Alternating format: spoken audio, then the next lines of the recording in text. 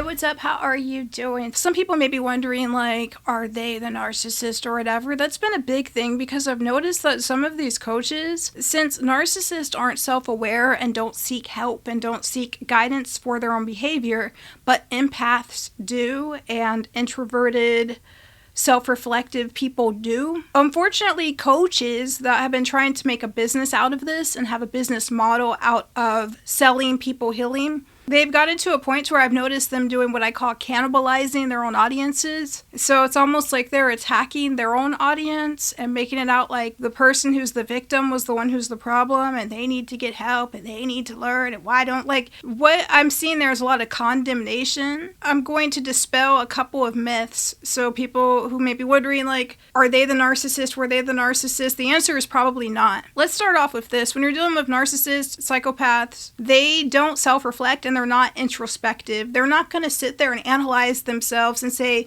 well, maybe I need to change. Maybe I need to improve. Maybe I need to be a better person. You know, maybe I need to be a bit healthier, nicer, kinder. And did I make that person feel bad? Did I do something wrong? They don't, they strategize. Actually, the ones who I've talked to in detail about this, all they can do is mimic and pretend emotions, and they do that by reflecting what they think their target wants to hear or reflecting what they think they're supposed to say. A lot of times they're really big on emulation. So they'll watch, let's say, a psychologist speak or a news reporter speak, movie characters speak, and they'll practice mimicking them, speaking like them, sounding like them, and they'll try to deliver that to whoever their target is to try to seem like they have some type of knowledge or information, but it's actually just them emulating. A person who is not a narcissist, a person who was the victim, is going to be the one that's self-analyzing, self-reflective, and introspective. The key word there is introspective. That is a good thing. That's actually a great thing. The main thing is just to create safeguards and boundaries and restrictions and things like that to where you don't allow people like that in your life anymore. Because yes, after you've dealt with one, sometimes you may be susceptible to deal with another one, because you might still have some emotional looking for closure or comfort or trying to make the best out of a bad situation. Number 2, narcissists have no qualms about lying at all.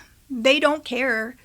They don't care. A lot of them are pathological and compulsive liars. And I'm not talking about white lies. I'm talking about lying about cheating, lying about if they're married or not, lying about what their true intentions are, lying about whole careers. They may tell you they have a job and businesses that they don't have, houses and cars and clothes that they don't actually have. They might pretend as if they want to go on some extravagant vacation with you and make it look like they're doing all the planning for it, but they're actually not. They may be trying to set you up for some type of an entanglement or whatnot, but act like, oh no, they just want to be friends, or they don't care about, I guess you could call it malicious lying. They don't care at all. No emotions at all. Actually, in some cases, they may see the victim as the one who's at fault because they believed it. They always see it as their victim's fault.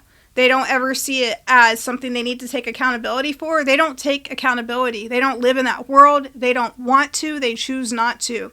Number 3, narcissists have a fake it until you make it. Now, I'm not talking about inner dialogue where you're saying, I'm this, I'm that, I'm healthy, I'm fit, like an inner dialogue, which is really important to embody those characteristics and those feelings. I'm talking about narcissists see it as they believe if they can externally convince other people that it's real, then that's all that counts. So they will literally be the people who are eating junk food and pizza and taking all kinds of dietary, drugs and illicit substances or whatever, but will tell everybody that they're super fit and healthy. And as long as they look the part, it doesn't matter what they're actually doing. So they'll lie and say, oh, they exercise, they do, they eat healthy, they do all this different stuff. But it doesn't actually matter what the truth is, as long as they can get other people to believe that they are somehow taking some superior method or they have some superior way or whatnot. They look at it in terms of if they can convince others it's true, it doesn't matter if it's real or not. So they don't actually care about getting the degree, they just care about convincing other people that they have it. If they can convince you that they're a doctor or they're a lawyer or a scientist or whatever, it doesn't matter if they actually have any credentials for it at all. If they got you to believe it, then that means it's the same thing. If they can get you to act on a lie or believe in a lie, they see it as the lie was just as good as true. Another good example is it's very common that they'll say that they have a certain amount of money or they know certain people, they have certain connections that they really do not have. If they can get you convinced and get you to act out upon that, then they see that as just as good as if it was real. So to wrap things up, are you the narcissist in that situation? More than likely you are not. If you are introspective, self-reflective, learning more about how to improve your life, how to be a better person, how to be healthier, realistically you probably weren't. There are, however, narcissists, of course, that will watch content related to narcissism to try to learn their ways around different protective techniques that empaths and etc. have.